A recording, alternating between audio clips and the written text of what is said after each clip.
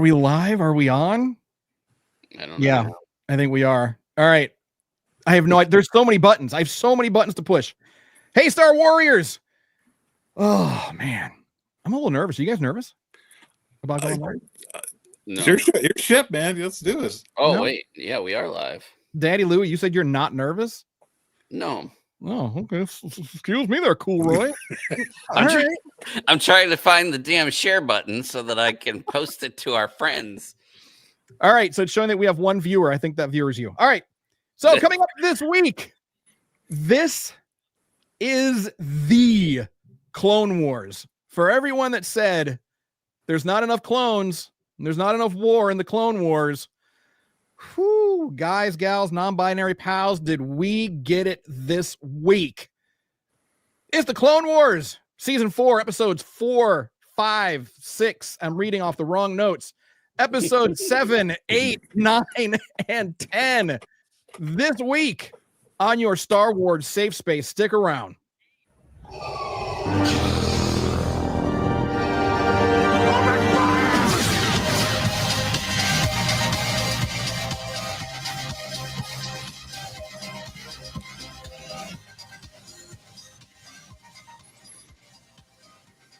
Alrighty.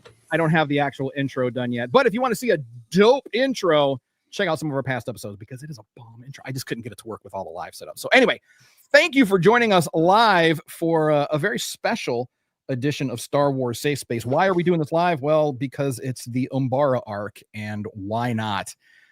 We need all of the joy that we can get out of that one. So let's see. Can I do this? Hey, it's T to the Oni. He's joining us today. Hey guys, knock him dead like so many clones in this arc. Tony, too soon. Spoilers. Too soon. I'm still. Oh, anyway. All right. Howdy, Star Warriors. Welcome to Star Wars Safe Space, your non-toxic low-sodium Star Wars show that doesn't make you feel bad for not knowing that ARC Trooper 5's had the Rishi eel painted on his helmet. So I don't know if you watch this, and if you didn't really quite catch that design, it is the Rishi eel that ate our very first clone trooper that we put on the wall of remembrance, if I'm not mistaken. I think that was our first. Thoughts and prayers to rookie eel trooper, because he went out like a boss. And who one-shotted that eel? Our boy Captain Rex with a well-placed blaster pistol shot right into the eyeball. Anyway, so whether you're a hardcore fan or just a little Star Wars curious, this is your Star Wars safe space. Welcome. We are the Circle of Nerds, and we do, in fact, love Star Wars, even if we don't always like it. So let's meet the gang, shall we? Let's see if we can do this right. There we go. From the Outer Rim territory of Bostowine, it is Daddy Louie. Hello, children. That never stops being creepy. It's not supposed to. So how's it going? What's happening? Oh, with me? Yeah, you're up. We're introducing. That's going around doing the thing. What's up? How's it going? It's good. I don't know. You didn't tell us to have something to say. Like usually you just go, "Hi, it's Louie," and then, "Hi, it's Crash," and I'm Tommy. You don't ask questions like, "How are you doing?" Like, I do. I've asked questions. Like, how's it going? Like, what is this? A Star Trek 4? How do you feel? How do you feel? I didn't ask. I don't care how you feel. I didn't ask you that. Nobody gives a shit about how any of us feel. Nothing is new and exciting. All right, thanks. That was great. All right, and hopefully a little more energy. Pilot of the infamous Parma Flyer, it's Crash. Hey guys, how's it going? Things are going well, and as always, S-Foil's locked and ready to roll. Let's do this. Let's get into it. But I didn't ask you. I told you how he was doing, and you didn't ask him. I didn't ask. You asked me. Oh, he just went for it. He just went for it. I didn't even ask for it. You didn't even have to ask. Because I wasn't going to after the berating that I took from you about it. Then I was too embarrassed to even ask. I wasn't going to do it. What for? What's the point? I don't know. Anyway, let me get the buttons right here. That's the one I'm looking for. All right. So what are we doing here? Well, we are on a mission to watch all of the Star Wars canon TV shows and films in chronological order and breaking them down, connecting the dots, and learning a little more about Star Wars and maybe even about ourselves as well. Who knows? We'll see what happens. So a word of warning to all you would-be Star Warriors out there will be spoilers. So if you are not hip to these particular episodes that we're watching, maybe hang back a little bit because it's gonna get funky. So season 4, episodes 7, 8, 9, and 10. Holy shit! Did things get dark? I've seen this. I haven't watched a lot of the rewatched a lot of the Clone Wars, but the Umbara arc I've watched many times. It never gets easier. No, it doesn't. Easier. Now, Louis, was this your first time? I know Crash and I have seen it. Was this your first time? Yes, it was. Okay. So Crash, you and I are probably going to hang back a little bit because I want to pick Daddy Louis' brain.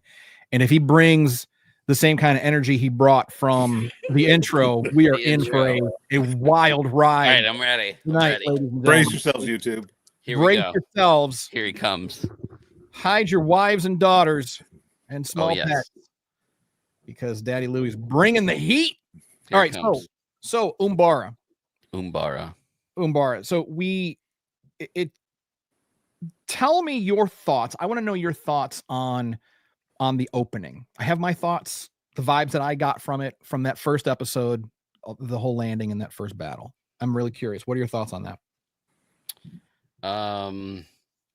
Well, first I'll say that, like, as far as like action sequences go, we'll talk about this throughout, I'm sure, this episode, but throughout this arc, the action sequences were just so good, like top tier Star Wars action sequences, every single one of them. And I'll be honest, like, I'm not super big on the Star Wars animated shows in general. I'm just not like big on, not that I'm big on animation. I think that I was so turned off in the beginning because of how kiddie it was, right?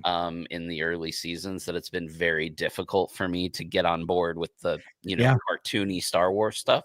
Right.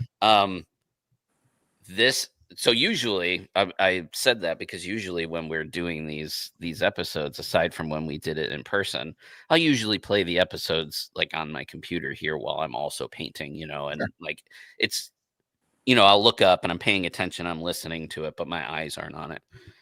This arc, once it started, like 60 seconds in, my face was up and it didn't go back down until the arc was over. Like, I watched the whole thing in its entirety. Like, I put the stuff down and I was like watching the show. Good. Yeah. So, I mean, as far as like the intro, I mean, that was like a really good intro into what we were about to see. And to be honest, the whole time I was kind of expecting like Anakin to come back, right? Like, Anakin always comes back.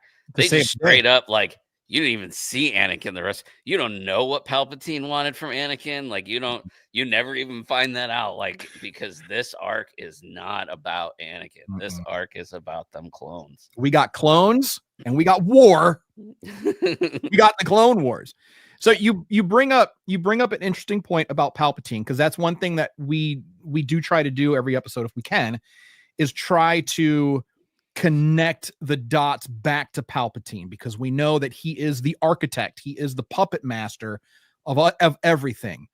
Yeah. So I'm curious, what are your thoughts, you and Crash, what are your thoughts on Palpatine's involvement in this? Not so much the actual war, because we know that he's involved, but do we think that Palpatine engineered this particular scenario by pulling Anakin out and sending Krell in? Was that a calculated, orchestrated step from Palpatine, do we think? Crash, what do you think? Absolutely. We've talked about this past episodes where we know Anakin's weakness is his ability to love, and especially with Padme, Palpatine exploits that relationship, drawing Anakin in. I think this was the first episode where we saw Palpatine, Papa Palpatine, as you like to say. Yep, Papa Palpatine. Pulling the string with Rex. In the first episode, Anakin and Rex are like a well-oiled machine, throwing ideas back and forth. You realize this is the first time we've seen the clones fighting an indigenous human force. Yes. Instead of just wave after wave of dumb droid. And the locals were giving it to them. Yeah. And I think this was the first test of Palpatine to say, okay, Anakin's attachment to his men, to his soldiers, I have to pull that string too to cut him off, because him and Rex are so tight. Him and the boys in the 501st were so tight. To take him away at such a crucial point and basically bring in the worst substitute teacher you could imagine was just pure evil cinema. And you bring up an interesting point too. By pulling him out, by pulling Anakin out, it really doesn't do anything. We know that Palpatine's always trying to push Anakin a little bit closer to the dark side. This doesn't necessarily directly impact him because we don't know what his reaction was to all of this. But if anything, it did impact Rex and the boys and really opened up their eyes. And if anything, it may have backfired on Palpatine. He wanted them wiped, maybe. But we saw Rex especially. We saw Rex grow in a direction that up to this point we didn't think that he would go in. I mean, at the very, he said, I honor the code. And then he's second guessing everything by the end. Yeah, and that was, as a character building story for Rex, this was where, the good soldier, the guy that does what he's told, this was the first time you saw doubt in Rex about the mission and the losses they were taking. I mean, every episode we have clone battle, somebody goes up on the wall of remembrance. This one was just like, we can't, there's no room. There's no room. There's no room on the wall of remembrance for I don't have enough walls to put them. We're just remembering everyone who fought and died during the Battle of Umbara. Salute, brothers, because yikes. Louis, let me ask you this, because I was when I first watched this and when they first hit the planet, I was getting a lot of and Crash, you brought this up too. I'll go back to that, but I was getting a lot of like Vietnam War movie vibes, World War II, type vibes, and Crash, you had mentioned that they were just getting hit by the Umbarans left and right, and they would just disappear. I mean, there's a lot of Vietnam in this. A lot of Vietnam, a lot of the thing I found interesting was as each new wave of attacks came in. First it was the centipede tanks. I kept thinking of the old Centipede video game. When as it got closer to you, you're like, oh my God, we're screwed. And as the mechs got bigger and bigger and more, the rocket launchers are useless. This is useless. You want us to walk up these narrow canyons and open, fire. Like Krell was just feeding these guys into a meat grinder, and the boys just had to go through it. But you know what? I mean, talk about the bravery. I mean, these men, no droid has ever exhibited that level of courage. I mean, battle droids are, comic relief for the most part, but, we haven't seen anyone exhibit this level of courage up to this point. And it really is a testament to the clone troopers and to what Rex said to Krell when Rex got in Krell's face. And he said, these aren't just clones, these are men. And it's my job to keep my men safe. And Krell was like, you've got a spark of tenacity in you, don't you? Shut the fuck up, Krell. Louis, so when we're talking about, these different parallels, we saw trenches, like World War I type trenches. We saw the roads mined, similar to what we've seen, in the desert theater, of Iraq and Afghanistan and all that. So and Louis, you're a veteran. So like from your perspective as a service member, we got to see kind of like what was going on in their heads, but as a service member, like what are your thoughts on this as in terms of like how they're portraying these soldiers? Well, as someone who is not a combat veteran, I can't really speak to the combat portion of it, Sure. but I think throughout you can see how much the individual relies on the team. Mm-hmm. You know what I mean? So like they're not letting people fall behind. They're making sure that everybody is staying together. Everybody is following orders. It's not like every man for themselves. You know what I mean? And it's not like with Star Wars in general, and I'll say this from like a person who's primarily a movie and live action TV show watcher as opposed to the animated. These stories that were told through Star Wars are primarily individual heroic character stories. You know what I mean? Like an ensemble cast, but right. doing their own thing. Yeah. Right. And what was really great about this episode, which is kind of related, not really, is there was no other little side missions going on. In all these other arcs, right? You've got Anakin's over here doing something that correlates with, in the next episode, it's about Obi-Wan, who's on the other side of the galaxy, but it kind of correlates to what Anakin did in the first episode. And then in the third episode, we never even cut to Obi-Wan. Right. Obi-Wan was there in the same battle. Exactly. Never even once Anakin left. A few hologram conference calls, but that was it. Yeah. But at some point, were you expecting to cut, to see what Obi-Wan was doing? Yeah. Yes.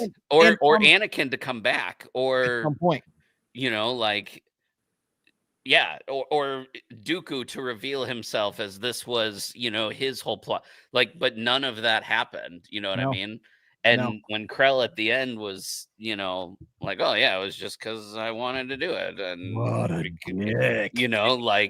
That's not what I was expecting, I think it was at the end of episode 2, it like kind of like the camera kind of pans to his eye, and you can tell like, okay, there's something going on, right? He's not just a dick. Is that when you picked up on the fact that he's doing more than just because initially the way they played it was he's just really strict, almost he's got like drill sergeant vibes, right? We know Anakin's a little loosey goosey, but I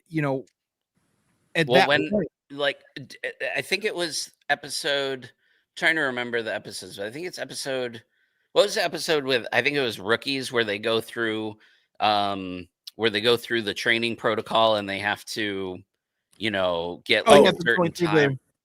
Is that what it's called, Rookies? No, Rookies, I think, was when that's when they were. That was on Rishi. Yeah, that was the Rishi. Oh, okay. Well, you know what episode I'm talking about. Yeah. When they're in their like white and green armor and they're going through that. Right. So the characters that were like intentionally trying to make them fail, like that's kind of what that reminded me of initially, right? Like when this Jedi got here and he was being hard, like at first it felt like he was just being hard because he was wanting to toughen them up, like kind of like how that guy was trying to toughen up the recruits and stuff like that. Right. But then as the episodes progressed, I was like, that's why, like at the end of episode 2, I was like, yeah, this has got to be like a Dooku thing. Next episode, Dooku and Ventress, and then it didn't come, and I was like, wow, this is And then the lightsaber when Homeboy, he's a savage. 2 folding double-ended lightsabers. And he's a 4-armed creature. 4 arms, and he's like same species as Dex. Yeah, Dax? Is it Dax? It's Dax, right? Dex. Yeah, I was like, oh my god, it was because, and I was watching it with Sherry, and Sherry said, what a waste of potential. I mean, like, what a waste of potential. You have this four-armed, giant, scary ass motherfucker with two double-bladed lightsabers that can just drop. I mean, he's basically like a Grievous, going ham on anything that gets in front of him. And he did, but unfortunately, he went ham on our boys. And it hurt my heart. Like everyone that went down, it hurt my heart. And you notice just his pure anatomy, those hands are not human size. Those are big hands. And he's big hands. These baseball bat, like what? Like, tree trunks. His arm like tree trunks. And his lightsabers matched his proportions. So those things were like telephone poles. Like I know that like if they didn't, if it wasn't, I know this was still before the Disney buyout, so they were still on Cartoon Network, I think. Right. Had they been on a different type of network, we might have seen motherfuckers chopped in half. Because to be fair, when Krell, we'll get more to that episode, but when freaking broke dude's back, like he just like Bane, snapped right? his spine, like backbreaker snapped him in half. Who's that guy from Mortal Kombat? Goro. Yeah. Just went Goro on him. Oh, a quick little trivia piece here. Barriss and Ahsoka were in the first episode. They were there in the space battle. So you'd have to like stop and freeze frame it because they just fly by in their Jedi starfighters.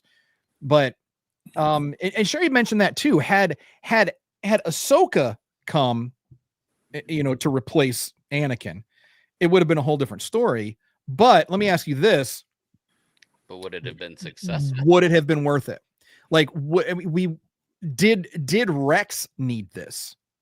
You know what I mean? Did Rex need for this to happen? Because he's so, I don't want to say that he's blindly loyal because he's not, but at the same time, it's like his name is Rex. That's a common, very loyal dog's name, and so you can't help but to draw those parallels. But now it's like, it's funny that you mentioned that because I actually made a note. It's the only note that I made was, and I wrote it down when it happened, as opposed to waiting. Oh, is that an echo? Do you hear an echo? I do. Hello? Okay. Hello? Okay. No, as long as you hear my echo, that's cool. Yeah. What was I saying? Lost my train of thought. You wrote a note. You wrote a note. Oh yeah, my note. So, and I wrote this before watching the end. I wrote it, and this was like 5 minutes into the first episode, and I didn't write anything else after it. Anakin looks to Rex, and they're talking about shoot, what is that? Oh my gosh, what's the name of the clone? The other main clone in this series. Cody. No, Cody. Fives was the other ARC trooper with him. No, the one that kind of like was too loyal. Oh, Dogma. Thank you. I didn't write that down. So Dogma had said something, and Rex said, "Oh, he's tight knit, but he's loyal." And Anakin looks and says, "Kind of like you." Yeah, he reminds me of you. Right. And he said, and Rex turned to him and said, "Maybe a long time ago." Yeah. But he says that before this even happens. So he's basically, to me, it felt like he was telling Anakin, like, "Oh no, I've already matured past that." And then we see, no, he really hasn't, because in the beginning, he was still that blind loyal. He was still following Krell, even though in the beginning he knew that Krell was wrong. You know, and he just kept following along, like kept justifying it in his mind that it's just an order. It's just an order. But my question is, and I'll ask this to you guys. Yeah. Had Rex really had matured, could Rex have stopped this from happening? No. Could Rex had Rex said something or done something earlier in the missions? Episode 1, episode 2, when he knew that things could go really wrong. Why wasn't he using that maturity of battle that he was referencing to know when he needed to step in? I think at this point, Rex started to develop a lot of conflict, I think, in my opinion, when he met Cut I think that's when a lot of his conflict and his doubt started. You know, here we see a clone who made a life for himself, you know, with his fine little Twilight honey. But I think from there he started, he maybe not second guessing his position, not second guessing his purpose or his code of honor or anything like that. But I do think that it started to weigh on him that, you know, there's more than just what we were bred for. Like, you know, and we see there's so much individuality, and we see it more in this episode than we have ever seen. I mean, the haircuts, the tattoos, you know, I mean, this is the first time I think I think this is the first time that we're seeing Rex in his phase 2 armor, and it's not regulation. It's a Frankenstein chopped up version of, you know, phase 1 and proper phase 2. And you know, he's got his hash marks on for all the kills he's had. I mean, you know, and so we're seeing all of this. But he's had his hair chopped and dyed blonde, you know, since, you know, episode 1. This is the very beginning. So that need for individuality is there, and it seems like whether the Kaminoans meant to bake that into them or not doesn't matter, because they've got that sense of individuality.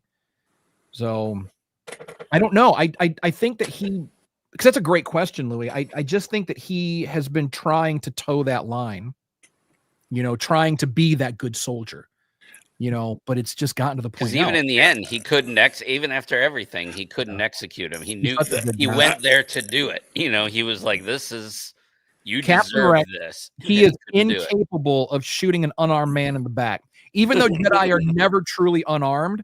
But Rex can't do it. He can't do. I mean, yeah, it's crazy. Yeah.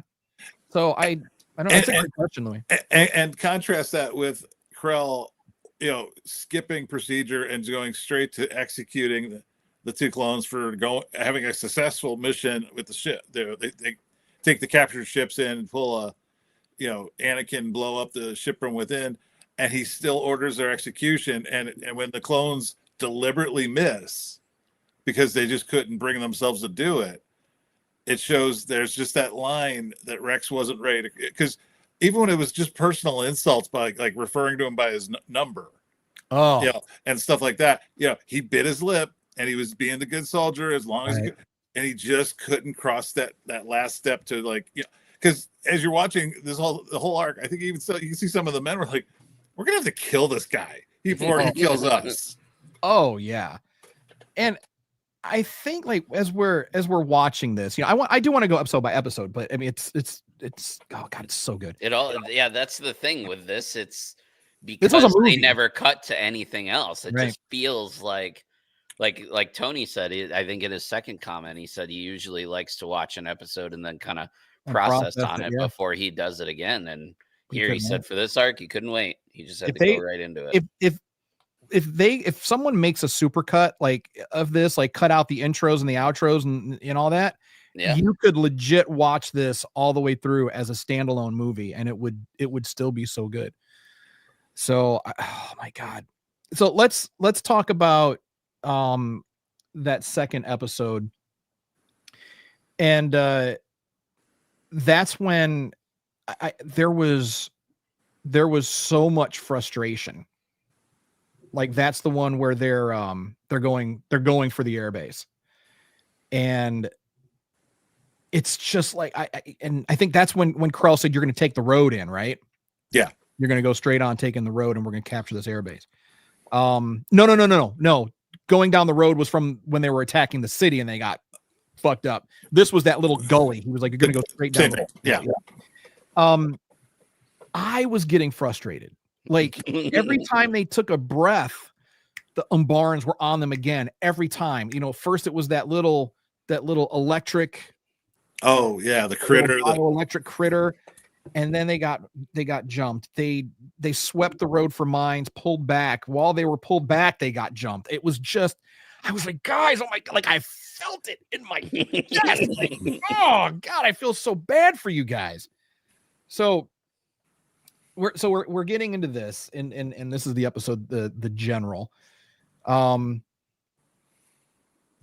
we had some really, really cool scenes in that. Like there was, and that's when the realization begins as well. You know, when they're starting to see, like, you know what, there's something going on here. We're not just fodder. And I think this was the episode where, no, it was the first episode where Rex stood up. But you know, there's some dissension there, especially between Fives and Rex. Fives is on it, but Rex is still just trying to hold that line. Crash. Yeah, and having Fives there was a great addition because he's worked with Rex before. He's an advanced trooper. He's probably seen other styles of command as he's moved around from campaign to campaign. So for him to literally be telling Rex, this is not right. This is not how we should be treated as soldiers, as men. And Rex, again, just couldn't break the line. He couldn't step over. Because Fives was, we saw him in the early stages of their training on community. He knows what it's like to have a commander or somebody not pulling for the home team, as it were. Right. So that you realize that when they're out in the field like that, they're on their own and all they can rely on.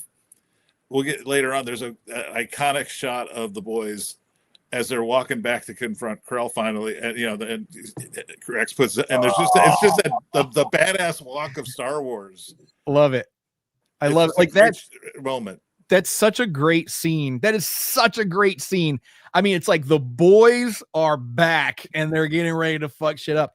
And how much courage does it take as clone troopers to face off against a Jedi like Krell? I mean, we've seen Rex go toe to toe, against Asajj, knowing he can't compete with force powers and abilities, but he won't stop.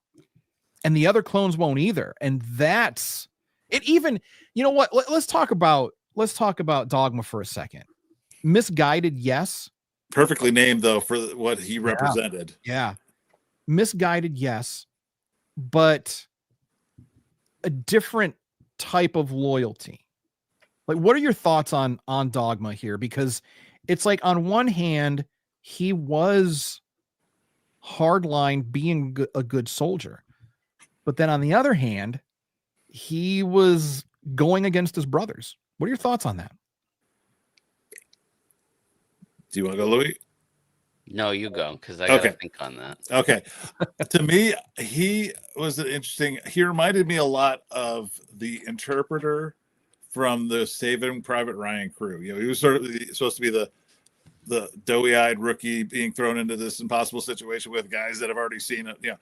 And when the moment came and he sort of flinched under fire, and his friend got killed because he was afraid to go in.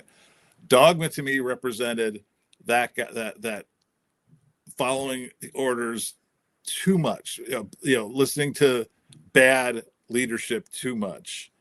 And it was just it was great. Well, one time when they're in the clones are in their barracks, and you can tell when he walks in the room, they stop talking because they know he's the snitch. He's the one that's going to go run to Krell and tell them what they're talking about.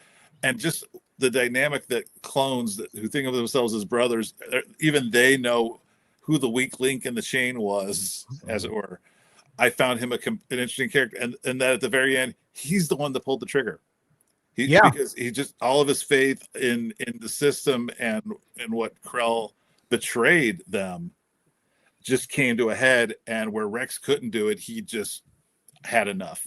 That was very cool. He needed that redemption. He felt like he had betrayed his brothers and got his brothers killed, and he needed to make it right in some way. And one thing that I liked the interaction between Dogma and Krell in when they were, in the brig together, and Krell laughing at him, saying that, I needed you the most.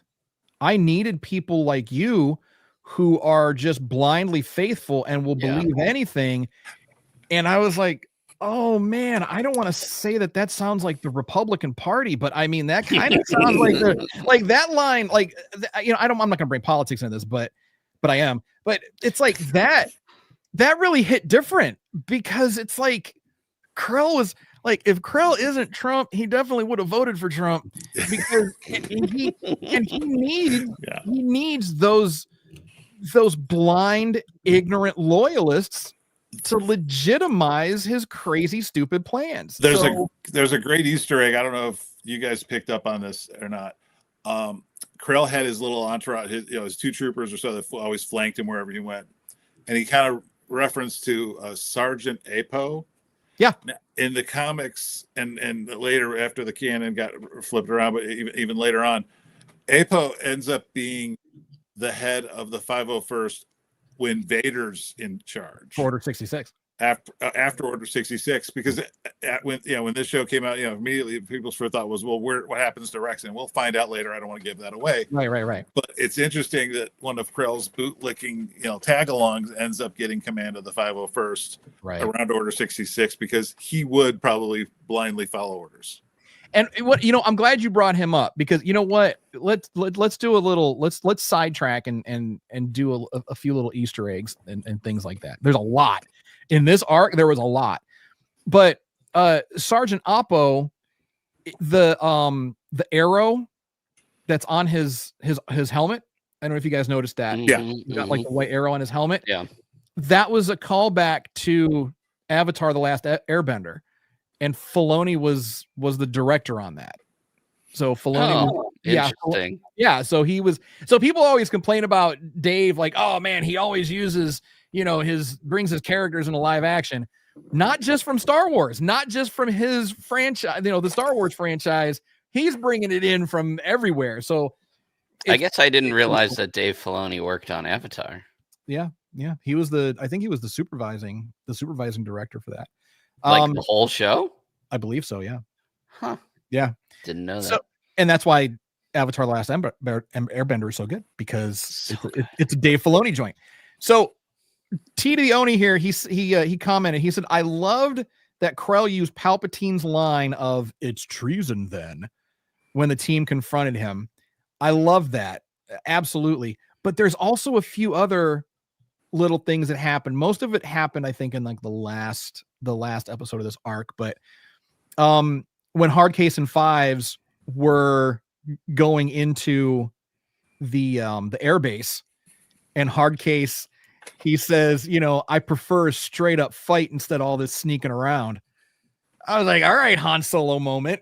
Like, okay. And then we have another Han Solo moment when they're in the hangar and Krell calls down what's going on down there. Yeah. That. What's your CT number? Right. What's your CT number? It's like when they do things like that,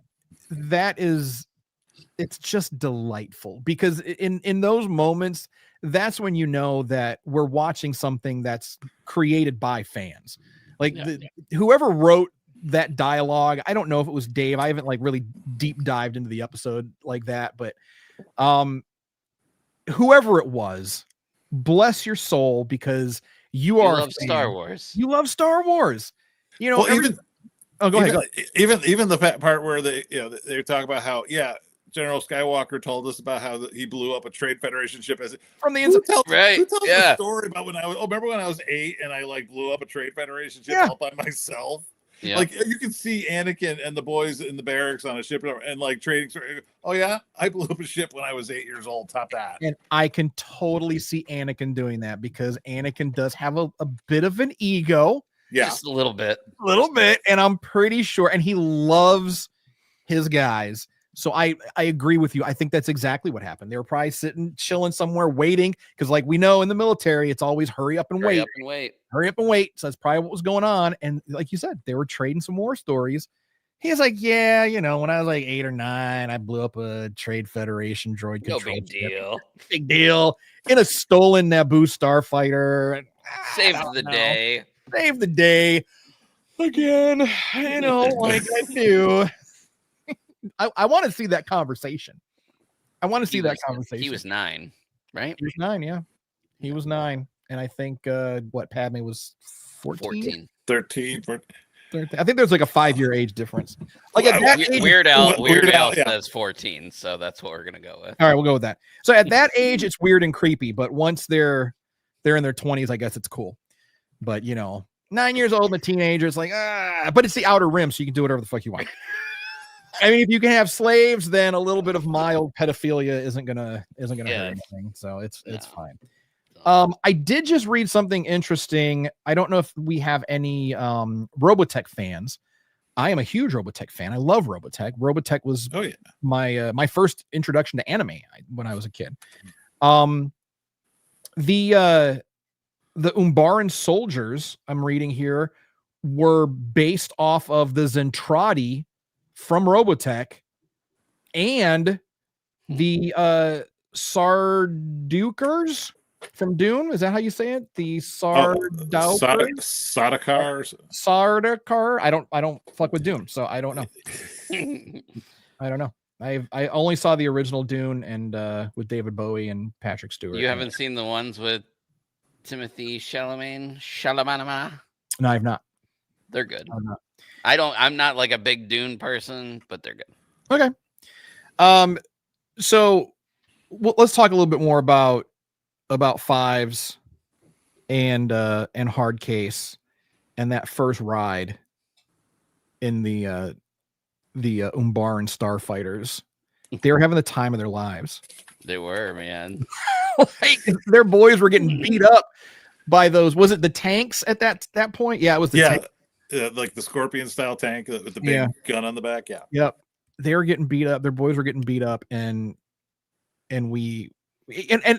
this, to me anyway, this was Joe's. This was military guys. That's exactly how a couple of Joes would react to getting their hands on enemy equipment, like 100%, like without fail. So, and that makes me wonder too, like, do they have, military, veterans? Do we have veterans on staff helping out with some of the writing or the consulting or whatever? Because that was just like spot on. So I don't know. So last episode, this was the heavy one, right? Last episode, this is the one we'll talk about this. We'll probably end the show after this because I don't have the emotional bandwidth to go on after. So things with Krell are starting to pop off. Rex is very, very angry. We're seeing, we saw the boys drop their weapons and refuse to execute their brothers, which was great. And then the 501st are sent out to fight the enemy who are dressed like them. And that's when shit gets real.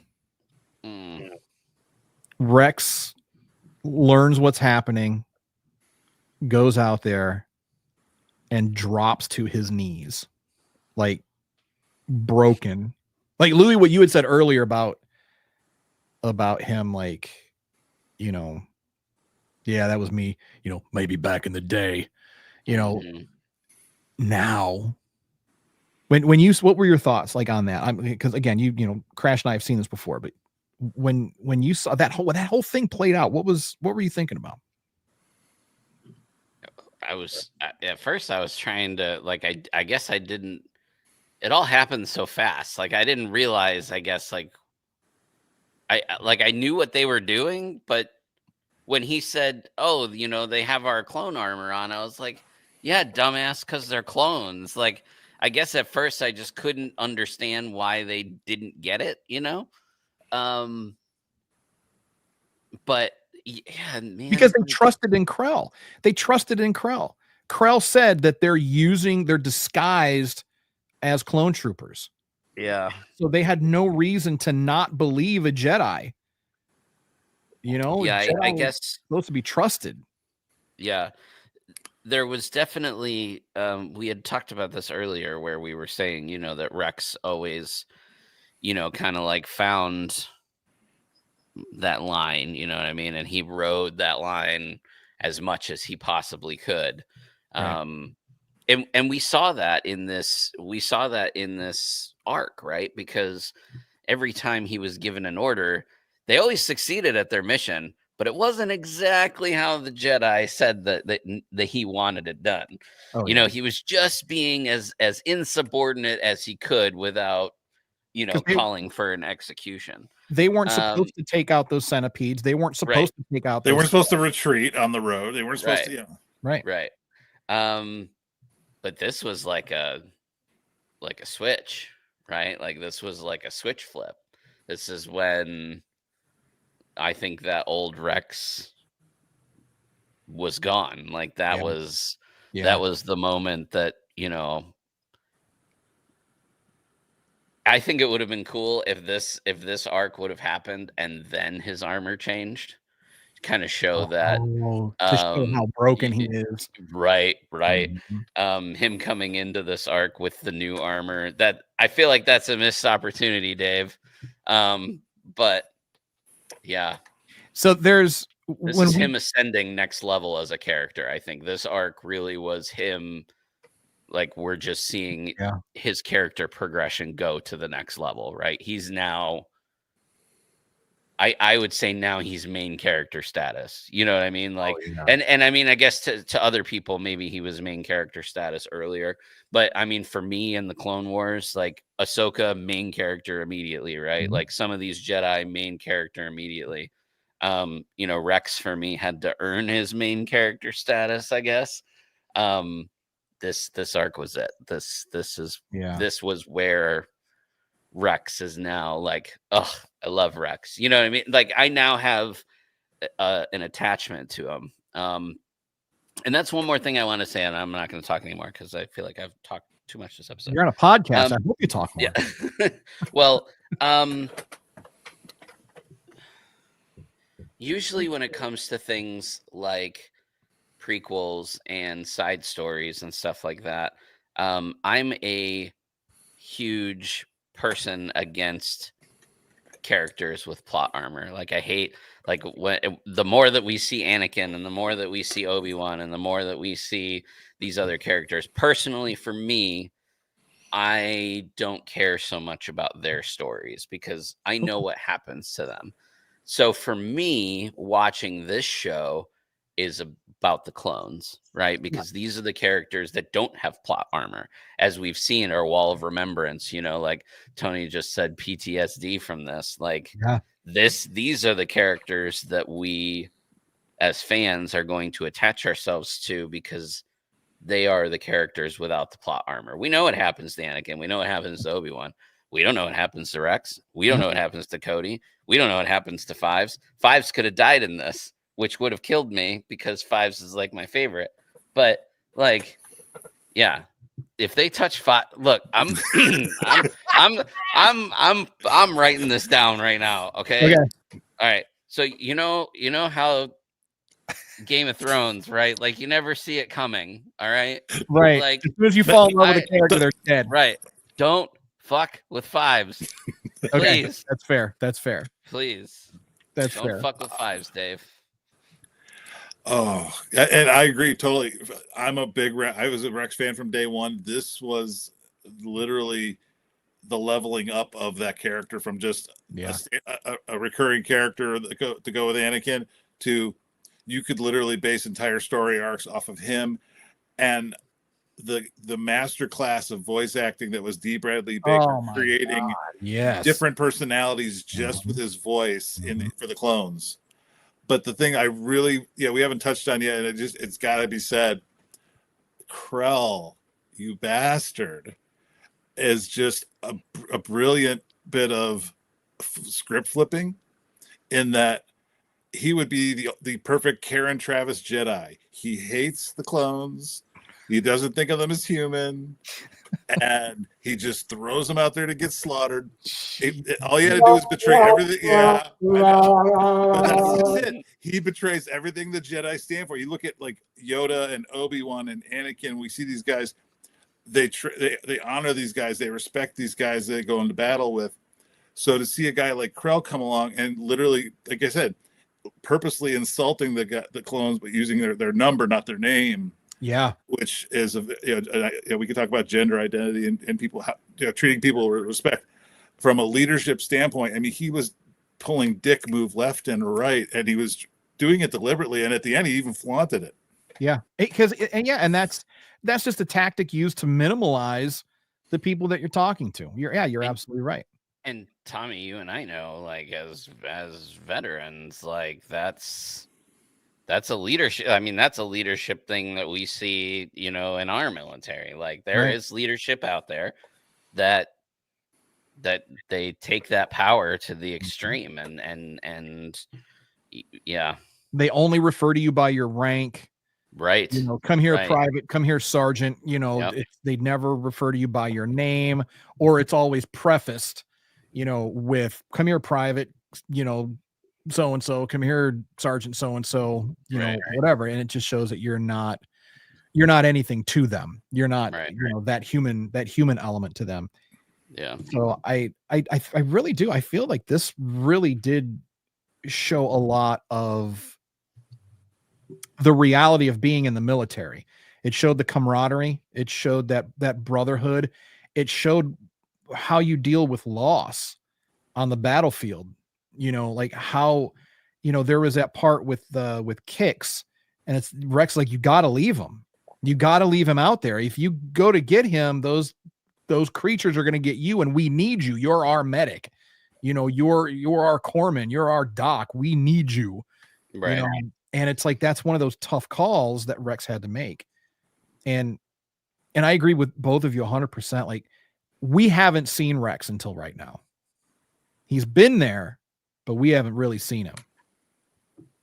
This was Rex. We saw Rex. Rex was born. This is Rex. This is Captain Rex. So I loved it. And the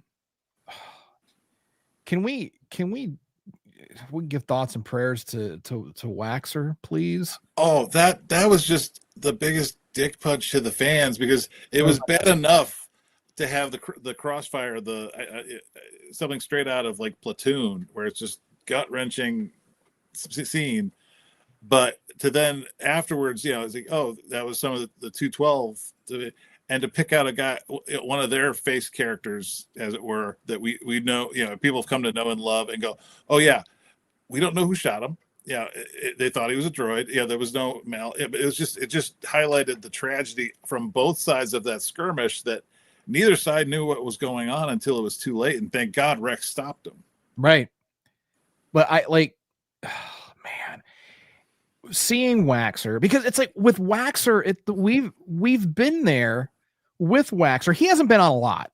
Him and Boyle haven't been on a lot, only a few episodes. But we've been there with him for like critical moments in this character's life, when him and Boyle meet Numa, and care for this little girl and take her to safety. That was the first time that we were seeing the humanity of the clones. They're not just soldiers. They do have individual personalities. Like you said, man, hats off to D for giving them all different personalities. That can't be easy. It's good writing, and it's fucking outstanding voice acting. But the fact that he had a little cartoon Numa on his bucket. Mm-hmm. Are you fucking kidding me right now, Dave? Dave, are you doing this to my heart? Seriously? And then the tear, because it's like, what did we do? And oh my God, Tony's weighing in on this stuff. Tony says, I want to see a death battle between Krell and Grievous, and then shoot the winner. And then shoot the winner. And I thought Rex's episode with Cut was a revelation and good character growth. This was a whole other level. That came from T to the Oni as well. Oh yeah, and he's right. This was, for as much as the Mortis trilogy did it for the main face character Jedi. Yeah. This, we've talked about this before in episodes. Every time we were saying, oh, wait till you get to Umbara. Wait till you get to Umbara. This is why this was really the birth of a deep, dark is not, I don't want to say, just because the environment was dark, but gut wrenching. I think when when they realized the clones were shooting at each other, I think the word gobsmacked comes to mind. I mean, there was just you just stand there staring at even this week I watched it again, and I'm just standing there open mouth like, I can't believe this is happening. Yeah. In a cartoon. Which is fine. I understand people have issue with animated show versus live action show, but as far as you couldn't do this with a live action cast. I mean, can you imagine shooting a Band of Brothers level show with clone armor? And but what they could do with animated, you couldn't make a world like Umbara. No, of course not. But they do it in animation. But if you just take that aside and just go on what the story they're telling you is, this was gut wrenching from start to finish. And I know a lot of people, like to make fun of people who say who compare this to Band of Brothers, and shows like that. I mean, this is not, everybody's like, oh, it's dark and gritty, and they're saying it sarcastically, but is this as heavy as Band of Brothers? No, absolutely not. No, I agree. But the subject matter for the demographic that it was made for, this is heavy. This is heavy stuff. And to present that to, teens and preteens, think about the audience, like who this show is geared towards. You know what I mean? Like, I'm actually glad Ahsoka or Barriss, or you were saying they're briefly seen in the space. I'm glad they almost weren't on the ground level, because this would be traumatizing. Oh yeah, for all the battles they've been through, for all the everybody loves seeing the kids with lightsabers doing their thing. I think a story like this where it's just pure carnage, and just like there's stuff that happened. We find out later in Ahsoka relevant to this. It's like this would weigh on her for the rest of her life going through at a moment like this. And she's already got a lot going on. I mean, Ahsoka already has a lot on her shoulders. She's 15 going on 40. I went live for a few minutes before the show tonight on TikTok, and we talked about Ahsoka. And I have to say that Ahsoka is probably, I don't want to say she's my favorite character necessarily, because Rex is my favorite character, but the level of development for Ahsoka, what we know about her based on what we've seen so far. And Louis, you haven't seen shit yet. I mean, there's still so much more to go with Ahsoka. Like, at this point, you've seen the beginning of her story, and you've seen the live action where she is now in her story. And her story is not done yet. And I'm so excited about that, because we saw her as Snips coming in like, hey, okay, Sky Guy, and just like this bright-eyed, full of hope. And then there's the whole middle part that you didn't see yet, Louis. There's the whole middle part.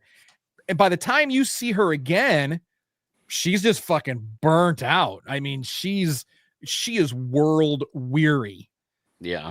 But you're about to fucking see the middle part and how she got to be that way. So it's like, strap in, boys, because it's going to be interesting. And we're not done with the heavy. There's so, I mean, there's going to always be the filler, the comic relief episodes, but it's going to be a ride, fella. It's going to be a ride. I really do like the episodes where there's less jumping around and more like focused story. Like I said, we were laser focused too. This arc is my favorite of what we've seen on the show so far. I'm so glad because I feel the same way. Like out of everything in Star Wars, the Umbara arc is my favorite thing in Star Wars. It's very good. It was very good. I'm glad you like it. So, because I know, like, prior to this, you had been saying that you were like 2 weeks ago. You were like struggling. Oh, I haven't watched it. It's like a short while. I want to. Let me just read the cliff notes and right. You're like, it's like, look, I didn't watch it. I was like, I'll have it on in the background and I'll be doing something else and I'll follow along with the story, but like I'm not locked in. Man, 60 seconds into this episode, I was locked the heck in. And now you're invested. And it only took you 3.5 seasons to get there, and you're invested. And it's going to be, I don't think you're going to be disappointed with the rest of it, because we already know the direction the Clone Wars take. So you already know things are going to start getting more and more serious as we go. And the good thing, I don't know if you've heard of this, Tommy. I've heard Sam Witwer and people talking about their work on the show as actors, and they always say the same thing, where they would go to do other things, and people, at first, this was the time when Clone Wars was sort of, as a show, was getting credibility. And for their cast, it wasn't just wasn't a Star Wars cartoon for kids. People were going, wow, there's some good storytelling going on here. There's some depth to it. And as by the later seasons, I remember, Katie Sackhoff and a few other people would say that people were coming and asking them, what was it like working on Clone Wars? It was becoming a talking point within the industry, because the show had just done so much good work. Right. The writing was getting so much recognition. It's a great show. And I'm so glad that we're experiencing it this way, in order, because as we start watching other things, once the Clone Wars wrap and we move into Rebels, good Googa Mooga. And I hated Rebels when it came out. I hated it. I did not like it. So I didn't even get through the first season of Rebels, because I was like, ugh, I was one of those, the animation style, and Ezra just is annoying as shit. And it's just like, I was like, I appreciate the art style because it's all based on Ralph McQuarrie's original concept art. So I appreciate it. But it was a hard 9-degree turn from what you got used to with Clone Wars, and it's sort of the Dave Filoni style. And then to do something drastically different it was jarring. I'll give you that. Rebels is actually my favorite show. Yeah. Of the animated, and even I'd say my favorite show of the Disney era, just because, not just the art style, but that's the era of Star Wars. I like that pre A New Hope era, because that's when there's more desperation there, because there is no hope at that point. We're all rebels on the run. Right.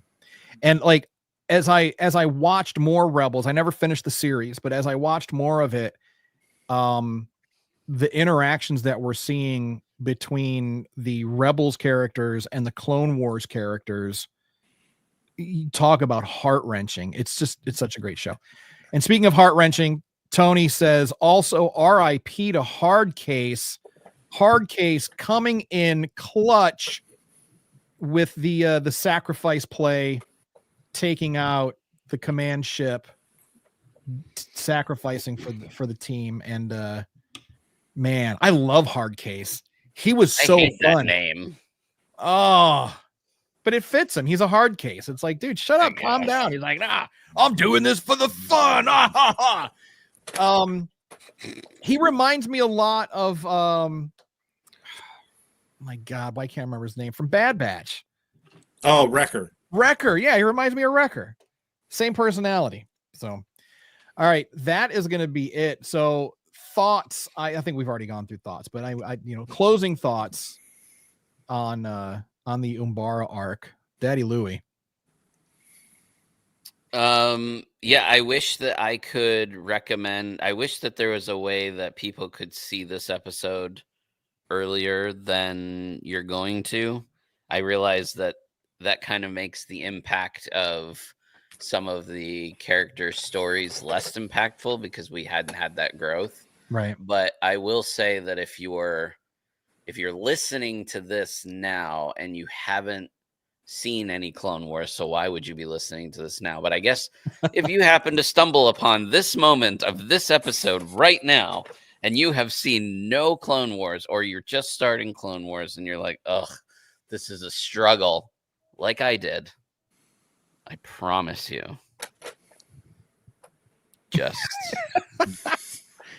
I agree.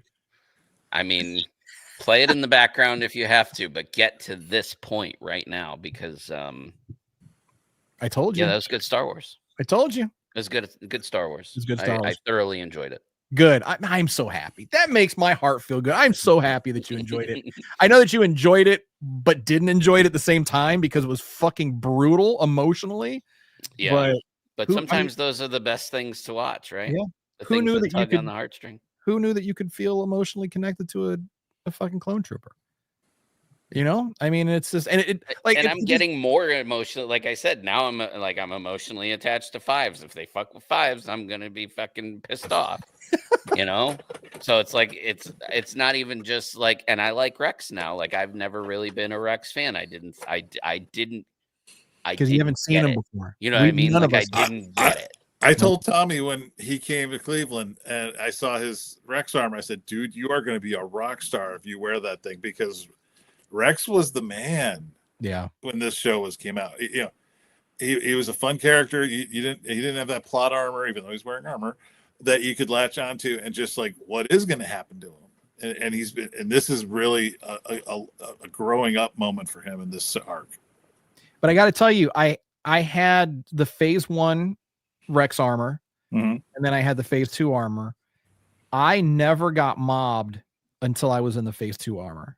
Like when I wore the Phase 1 armor out, I mean, it was cool, it was fine, but I was like basically a background player. I was a stormtrooper. You know, if Vader or Chewie were there, I might as well have just been invisible. But people would say, you know, stormtrooper, you're a stormtrooper, whatever. But in Phase 2 Rex, it's like you're Captain Rex. I'm fucking Captain Rex. Like sometimes I would get a little more love than Vader. Never as much as Chewie. Chewie stops traffic. Like it doesn't even matter. Chewie fucking stops traffic. Like regardless, it doesn't even matter if it's like a screen accurate full size Chewie. It could be like a half Chewbacca. Hey, look at this. We got someone calling us shills because we like something. Melvin Zone, because we happen to enjoy something. So I guess that makes us shills. So I don't know. Thanks, Melvin, for not knowing shit about us. glad we reached the basement. Is that even like a slang for something? I don't know. Yeah. So it's like, yeah, people that use that terminology.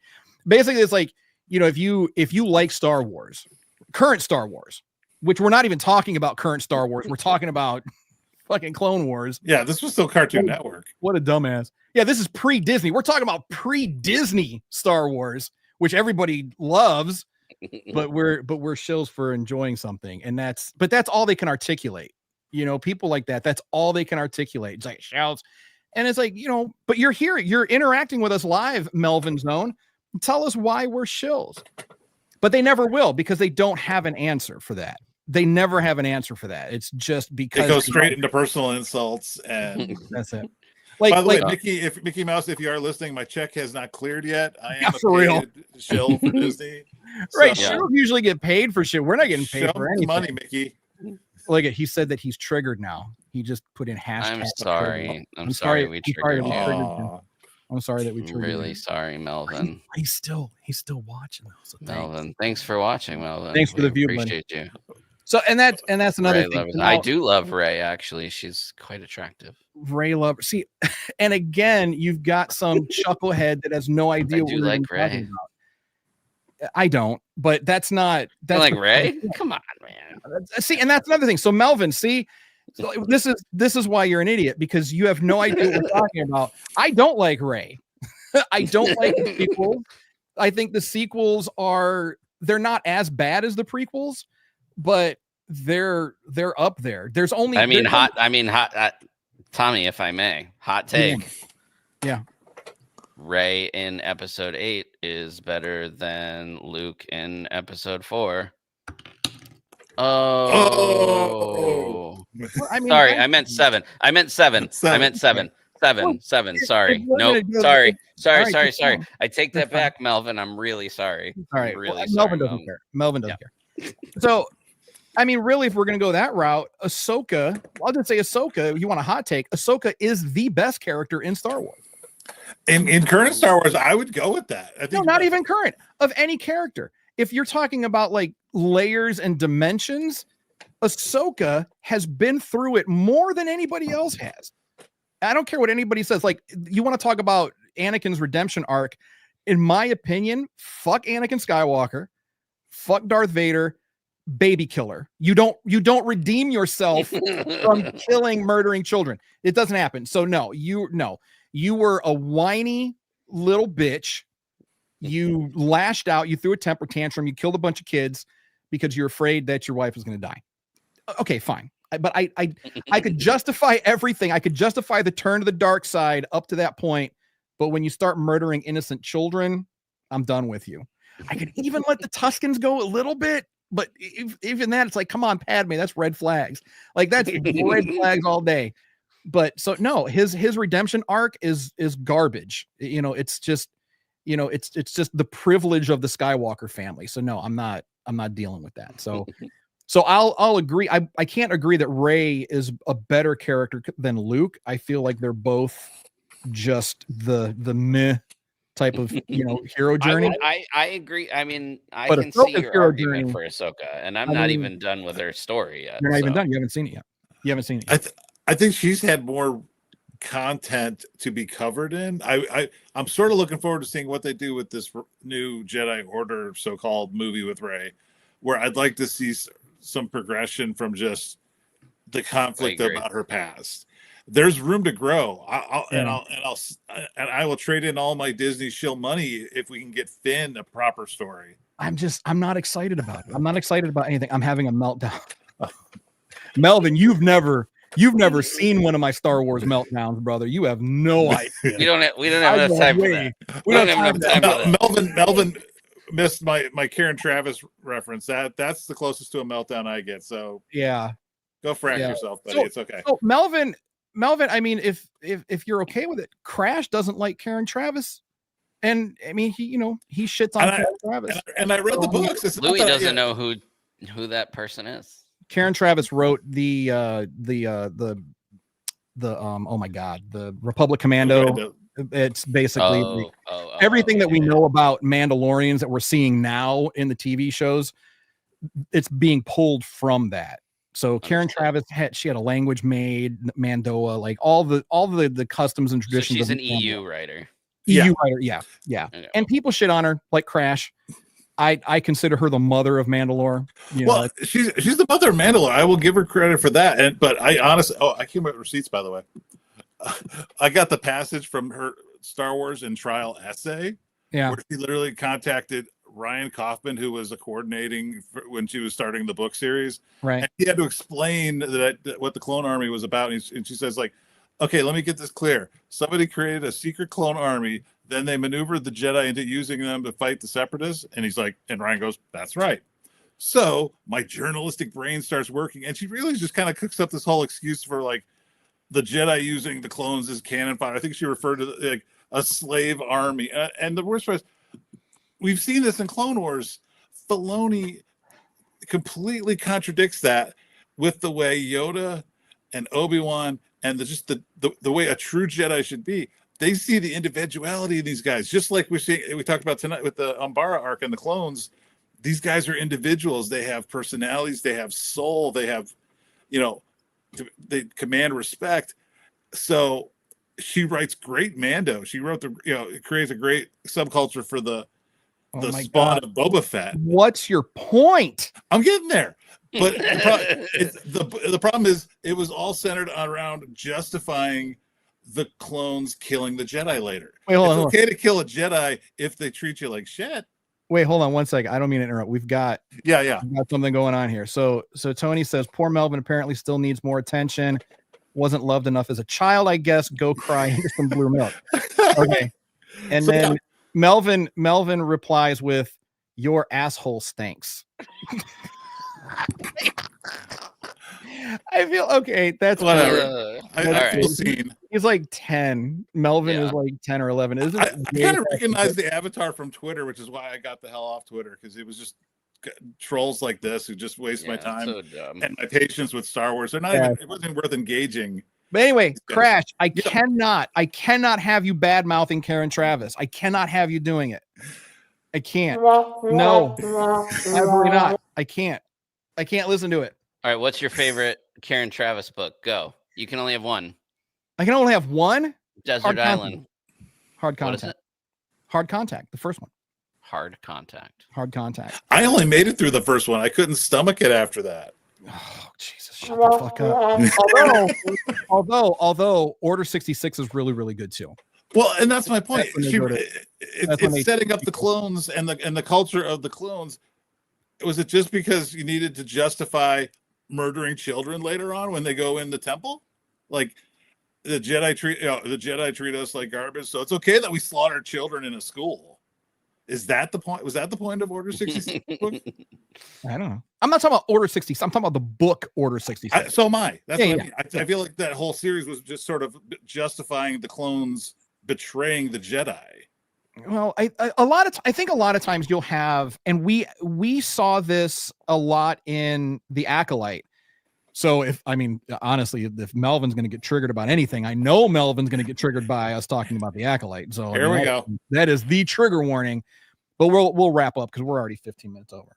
But the one thing, like a lot of writers will do that because we've been faced with the Jedi like for fucking 50 years, right? Since 1977, the Jedi have been it. I mean, the Jedi and politics, that's what's synonymous with Star Wars. You can't have one without the other. I mean, that is the Skywalker story. That is Star Wars. So I think a lot of authors and writers, they will take any opportunity that they can to differentiate themselves because everybody wants to tell their own story, obviously. They just want to play in the Star Wars sandbox. So how do they do that? What's the best way to do that? We're going to separate ourselves from the Jedi.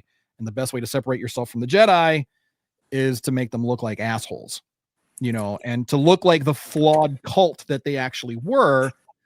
But like the Acolyte did that a lot. That was one of the major complaints about the Acolyte. And I think they did that better than Karen Travis's books did, where they show the corruption of the Jedi. Estra did was a great. Look, he's writing stuff down. No, I'm he's writing stuff down. I don't have the boob button. That's all I got. I never said. No, you know what I mean? Like she was manipulating the politics of the Jedi to cover up this crime, which is a shady thing to do. But for a rank and file Jedi, they're just trying to be good knights. They're trying to do their job. You're not wrong, and they're not wrong for that. But her corruption of the cover up, I feel, was better than the Jedi were expressed. I don't remember the Jedi that was assigned to Omega Squad in the book, but she was just a terrible flat character. I think it was a teen. Yeah, and that's what that, and like I even quit my Alphabet Squadron because I'm just like it's getting to the point where certain books, again, like you said, to create a differentiation. Like I'm reading this Rebel Squad, New Republic Starfighter Squadron book, and the entire squadron split up and hate each other right now. I'm like, what's the point of this book? But so now everyone that's turned off from reading the Republic Commando books, thanks to Crash, let me be the voice of reason here. If you are a fan of anything even remotely related to Mandalorians or Mandalorian culture, read the books. It's worth it. Oh, read them. I think that. Then that's what I'm saying. Then just say that. I'm okay with reading them. I think it's on the whole thing. On Karen Travis. Karen gave us. Melvin, are you still here? Now I'm melting the fuck down. Now I am triggered. Now you're fucking with my Mandos. And I cannot have it. I can't have it. Karen crawled so Dave Filoni can run. I think that's the point. Okay books that Dave has taken parts of and has just expanded on, and you will see that later in this show. I'm adding more buttons to my list. I've only got this. I've just got the trombone to say I don't have anything else. So, like everything else in Star Wars, you don't have to love it. You don't. You take. It's like going to like a Chinese buffet. You take what you can and what you want, and then you leave the rest. Right? They talk about if you've ever watched Big Trouble in Little China. I think Egg Shen talks about that. It's like we take what we want and leave the rest. What is that about? So now we need to do a whole show just on Big Trouble in Little China. One of the greatest non-Star Wars. You want to trigger somebody? Trigger Melvin when I say Big Trouble in Little China is overrated. I'll go with that. Yeah, Tony, the Crash is living the motto. Even when we don't like it, we love it. There you go, Tony. Okay, that's very true. Exactly. But here's the thing: like, take take what you like from Star Wars, because there's more than enough of it. There's more than enough of this galaxy for us to play in. There's so much more. So even if there are certain aspects of Karen Travis's writings that you don't like, and I agree, I don't like all of it either, but she gave us this amazing look into Mandalorian culture where previously all we had were little Boba Fett's armor. And it was never, and even George was super coy about it. Well, I never said he was a Mandalorian. I just said he had Mandalorian armor. I was like, fucking come on, George. Come on. But now with Karen, we got a language, we got traditions, we got lore, we got history, we got a really good look into the mindset of clone troopers too. And Louis, it's a good read. I know you don't read, but get the audiobook. I don't read. I know. I don't either. Like I wish I would have gotten audiobook stuff. I mean, I got like these really cool Star Wars books. I don't know if I'll ever read them, but if I can find them on audiobooks, I'll listen to the hell out of them. But anyway, find what you like in Star Wars and then just pretend like the rest of it doesn't exist. That's how I do with the prequels and the sequels, but we're going to have to finish watching them, and I'm going to smile and I'm going to take it, just like I'm sure Melvin does at home with his stepbrother. So yeah, there's that. And with that, that's a great way to end the show. So so time for the obligatory pimping. Check us out on all social media. Soon to not be all social media. We're gonna be probably pulling ourselves out of X and Facebook here shortly. So primarily check us out on YouTube and TikTok. That's where we're gonna spend most of our time for as long as TikTok exists. At the SWS show all over the place. Please subscribe to the podcast either on your favorite platform or on YouTube, or why not both? And if you want to get some of this sexy merch that I'm actually wearing this episode, the Swarzy Curious shirt, which is my favorite. So if you do happen to be a little Swarzy Curious, and Louis is wearing that same busted ass sticker. Look, I have a hoodie on. Is it the Circle of Nerds hoodie? Yeah, it's a Circle of Nerds hoodie. It's a Circle of Nerds hoodie. No new. Yeah, but no new Star Wars Safe Space merch. But you know what? You can still get this one on our shop too. Yes, you can. So head on over to circleofnerds.com/merch and pick up your very own Circle of Nerds and or Star Wars Safe Space apparel, and make your friends jealous and your enemies even more angry, like Melvin. Melvin, seriously, if you're still around, I keep seeing someone pop in and out. I don't know if it's Melvin, but Melvin, if you watch this later, seriously, send me your address and I will personally pay for some of our merch and send it your way. I'll send you a whole care package. I'll get you a hoodie, a couple shirts, whatever you want, just so I can see if you wear it and maybe trigger you even more. But hopefully not. Hopefully we can change your mind, because we're not shills. We like what we like and we don't like what we don't like. So, I mean, that's just human nature. So, I will leave you with this though. I saw this quote earlier and I absolutely love it. And I was going to put it up on our social media, but since I've got all of yours attention here, and I know everyone is just, I've got like hundreds of thousands of listeners listening to us right now. Maybe if I can find it here. All right, here we go. So this goes out to all Star Wars fans and the haters and whatever other franchise you're into or you're not into. Whenever you decide that you want to shit on something, I found this and I want to put this all over the place. The next time you see someone enjoying something that isn't hurting anyone, that's not your cup of tea, instead of saying something negative, train yourself to think to yourself, I'm glad they're happy, and carry on with your life. That's it. That is it. You won't be annoyed. You won't get triggered. Have an opinion. By all means, please say that you don't like something, but don't come into somebody else's world and call them names because they like something that you don't. Just like Melvin did here. He's a perfect example of that. Melvin could have just spent the rest of his life not even acknowledging our existence. He could have said, you know what? These guys they love Star Wars. They're up Mickey Mouse's ass, whatever. All right. If they're having fun, who cares? That's what you do. You just, you know what? If someone else is having fun, enjoying something that you don't enjoy, just shut the fuck up and move on. You don't need to shit on that person because what's the point? It doesn't serve anybody. So next week, homework. Episodes 11, 12, 13, and 14. And of course, as always, do catch up on our past episodes. Be sure to tell your friends, tell your enemies, especially your enemies, because clearly we've triggered at least one person already this week, and I love it. I mean, right now we're 50-50 with enemies and friends. So we are. Yeah. We've had a 50-50. We've had a nice split. We have a nice one. I'll take it. All right. So again, everyone, thank you for joining us and tuning in this week. We really do appreciate you. Very special thanks to all of our active duty military personnel and our veterans for their service and sacrifice. We 100% appreciate you for everything that you do. So thank you. And as always, remember, if no one does anything nice for you, do something nice to yourself. And we are going to see y'all next week. Are we going to go live next week? I won't be here next week. Oh, sad face. Oh, that's too bad. All right. Well, I don't know. Crash, are we going to go live next week?